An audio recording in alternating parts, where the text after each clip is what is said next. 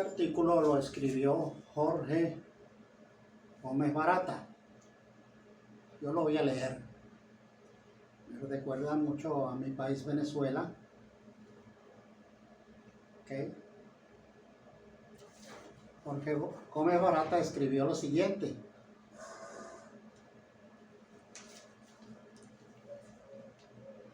En sentido estricto, la labor de los pacifistas, que básicamente actúan como predicadores, ¿sí?, evangélicos, etc., no ha sido exitosa, ¿verdad? Más rezan, más guerras. ¿Sí? Pero es mi opinión. Más se reza, más guerra, como que Dios no oye esas oraciones. Las guerras y las rebeliones armadas han dejado su huella fatal en el devenir incluso. Están vigentes todavía. Están dejando sus huellas pasadas, sus huellas en el pasado, pero todavía en el presente se da esto, ¿ok? Tenemos Oriente Medio, tenemos Ucrania. Son crudos testimonios de la incomprensión, aunque también de las ambiciones de poder. Putin, Nicolás Maduro,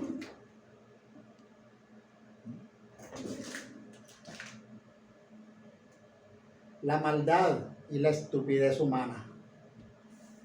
Bueno, Nicolás Maduro no es inteligente, pero los cubanos les convenía ponerlo allí. No le hicieron un test de inteligencia. Él no es inteligente. Apenas sabe manejar un autobús. Fue sindicalista, pero él fue adoctrinado en su juventud. Viajaba a Cuba para ser adoctrinado por un famosísimo mano derecha de Fidel Castro. No obstante, las condiciones para la paz entre los estados y el progreso general pacífico, ¿sí?, están creadas, esas condiciones están creadas, condiciones para la paz, y se imponen por su propio peso, ¿verdad? Lógico. O sea que la guerra es una aberración. Yo soy un ignorante en esto, pero no entiendo cómo, pero esto es mi opinión personal, no entiendo cómo Putin invade, cómo Netanyahu, el primer ministro israelí, se defiende contra estos señores de Hamas y Hezbollah, a quienes se descalifica de terroristas.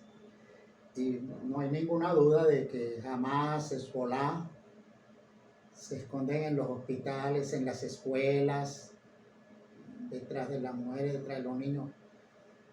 Pero ¿por qué masacrar y matar miles y miles de niños y de mujeres y civiles que no tienen nada que ver con eso?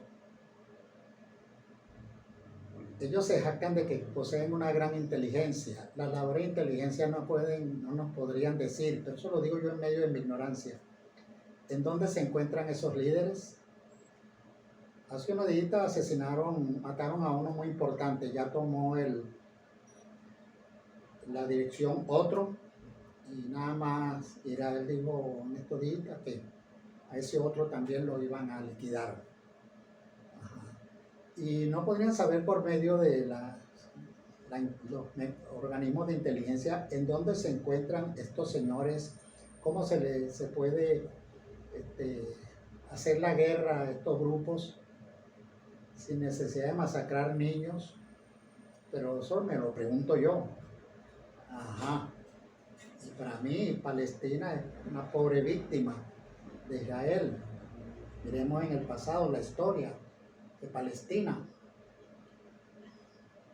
Entonces la guerra es una aberración y la paz una bienhechuría civilizatoria, ¿ok? Actualmente prácticamente no existen colonias. Antes existían colonias, recordemos pues, España y sus colonias, Francia y sus colonias, Inglaterra y sus colonias. ¿Okay? Los conflictos fronterizos son mínimos y las potencias, salvo penosas excepciones, no suelen necesitar ni aspiran a nuevas conquistas territoriales. Apenas hay conflictos étnicos. Podríamos recordar África, ¿verdad? Y las materias primas se consiguen mejor mediante el comercio que por la fuerza o la intimidación. Además de no haber razones para la guerra, la paz es más barata. ¿Cuántos muertos? ¿Cuántos tanques de guerra? Miles de tanques de guerra que se pierden. Recordemos la Alemania nazi, la Segunda Guerra Mundial. Menos cruenta y más expedita. Y entonces consigue más rápido. Y sobre todo más fácil de conseguir porque se alcanza hablando, renunciando a los extremistas. El ministro de Defensa, Padrino, dice que estos señores de la oposición venezolana son unos extremistas de la derecha. Tampoco lo entiendo. Y adoptando una moderación como norma. La paz no dilapida recursos económicos, ¿verdad? Pero yo pienso alguna vez, y tal vez me río y me burlo, pero bueno, las armas son para usarlas, no para tenerlas almacenadas. Si van a la guerra las utilizan, aunque sería muy cruel decir esto, ¿no? Ok. Ni genera sufrimientos y sobre todo no crea deudas de odios.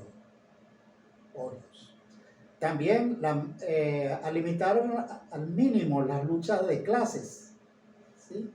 Como en Venezuela yo lo veo como una lucha de clases, yo no entiendo y tal vez por mi propia ignorancia, ¿no? Cómo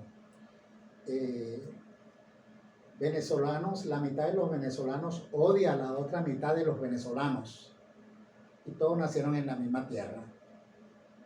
Ahora pues hay un 80% de venezolanos que están en la oposición, 20% ya no quieren, el 20% ya no quiere el chavismo, debido a que han demostrado que ha traído mucho sufrimiento, cuestión de la economía, ¿no? Ajá.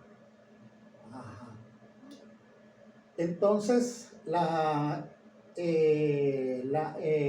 luchas de clase, incluso a grandes escalas, excluirla casi totalmente, ¿no?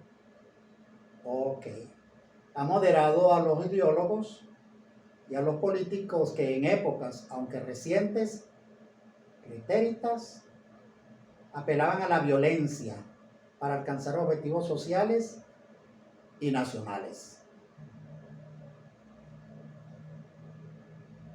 La lucha por el poder hoy es básicamente electoral. Caso de Venezuela. Si la oposición gana, el poder es de Venezuela, es de la oposición, los partidos políticos, el partido político ganador.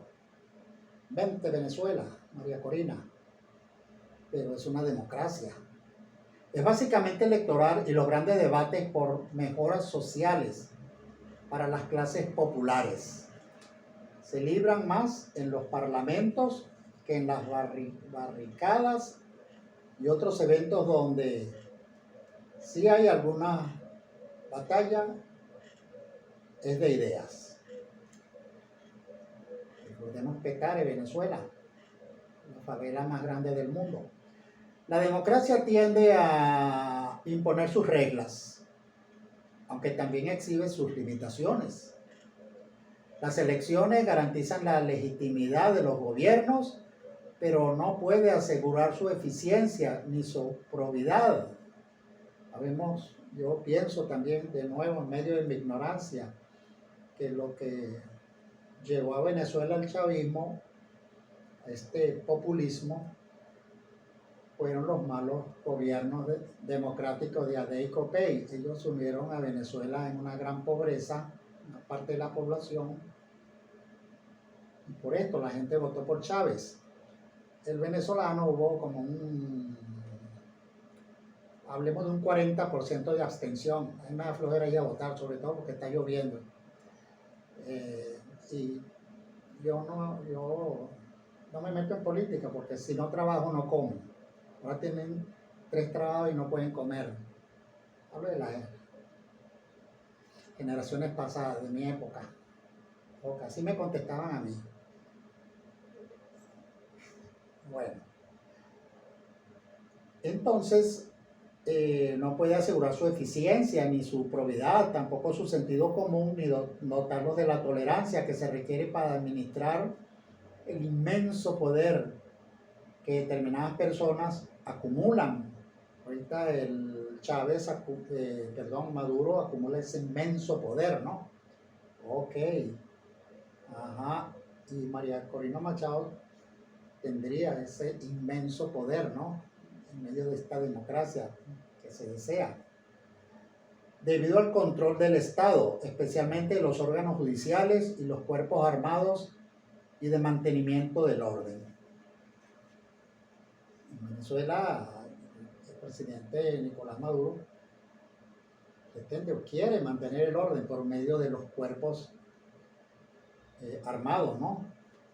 Se les ha ido mucho la mano. Están los cubanos traídos de Cuba especialmente para eso. Son frecuentes los gobernantes que ceden a la tentación de la represión. Nicolás Maduro actúan para conculcar derechos tan elementales como la libertad de expresión y de cultos. Dice Maduro, para hacer una protesta se requiere un permiso. Chávez decía que no se requería ningún permiso. Ok. El derecho a reunirse y a protestar pacíficamente, la posibilidad de existir de la prensa independiente, en el entendido que independiente significa no sometida al gobierno ni a las autoridades públicas. En China existe la prensa, los periódicos, pero todo ese periódico que hay, no recuerdo cómo se llama ese periódico, es del gobierno. El gobierno dice que se publica, que no se publica en China. De allí la enorme trascendencia de adoptar constituciones y leyes apropiadas y avanzar en la consolidación de las instituciones, en el control social y la limitación del poder. Ningún individuo ni entidad social debería prevalecer sobre las leyes y ninguna corporación de ningún tipo o naturaleza debería regir por encima o al margen de la Constitución. La tolerancia y la complacencia ante la existencia de organizaciones militares armadas privadas, recordemos Wagner, el grupo Wagner, no estatales, incluso cuando son auspiciadas por instancias gubernamentales como contratados para hacer la guerra, y que en determinadas circunstancias operan como virtuales estados dentro de los estados. Me recuerda bastante Venezuela, ¿verdad? Ajá. Y estos muchachos que Chávez armó, que salen a disparar. Ahorita me acuerdo el nombre de ellos. Y actúan según sus propios términos y códigos, deberían ser suprimidas por acuerdo de la ONU. Okay. La humanidad no las necesita. No obstante, como resultado de dilatados procesos históricos, así como intensas luchas, la humanidad ha creado reglas y normas de convivencia, tanto a escalas nacionales como internacionales, que permiten vivir, y estos grupos se llaman los colectivos, famosos colectivos, ¿no?, en paz. 2 de ellas, la Carta de la ONU y la Declaración Universal de los Derechos Humanos, forman un excelente marco jurídico, ¿ok? Recordemos que después de la Segunda Guerra Mundial, a Alemania, pues, se le colocó un freno y se creó la ONU, que en inglés se llama NATO, NATO, para que eso no volviera a ocurrir. A Alemania se le prohibió tener armas, ¿ok? Ejército. Honrarlas y respetarla permitiría prescindir de la violencia y represión. Y decir adiós a las armas, cosa que un día la sabiduría y la generosidad humana alcanzarán. Se trata de la más legítima y noble de las aspiraciones del cometido mayor que deben procurar los líderes y las personas de buena voluntad. El día llegará, la humanidad vivirá para verlo. Y por esto este artículo de Jorge Gómez Barata se llama Así será. ¿Cuándo? Entonces hablábamos de NATO, OTAN. Yo lo confundí con la ONU. Perdón, muchas gracias.